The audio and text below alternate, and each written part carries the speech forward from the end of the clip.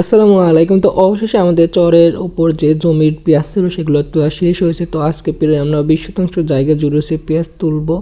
তো পেঁয়াজটা আমাদের মোটামুটি তোলা শেষ হয়ে গেছে। তারপরে আমি ভিডিওটা করছি যেহেতু অনেক পেঁয়াজ তোলা বাকি ছিল, যার কারণে তাড়াহুড়া করে সবাই লেগে তুলছে। তো আজকে আমরা প্রায় 5 জন লোক নিয়েছিলাম। তো সবাই টোটাল আমরা 6 জন মিলে 20 শতাংশ জায়গা জুড়ে সে পেঁয়াজ তুলছি। তো এত বেশি লোক লাগার কারণ হচ্ছে আমাদের এই পেঁয়াজের মাঠ হচ্ছে আমরা ভিজাইছিলাম, যার কারণে পেঁয়াজটা একদম মাটির নিচে হচ্ছে এঁটে গেছিলো, যার কারণে এত লোক লাগছে। তো পেঁয়াজগুলো মাশাআল্লাহ ভালো হয়েছে। তো আমাদের 20 শতাংশ জায়গায় টোটাল পেঁয়াজ হয়েছিল 55 মণ। তো আলহামদুলিল্লাহ অনেক পেঁয়াজই হয়েছিল, কিন্তু পেঁয়াজের দামটা কম, যার কারণে আসলে সেরকমও লাভ হয় নাই।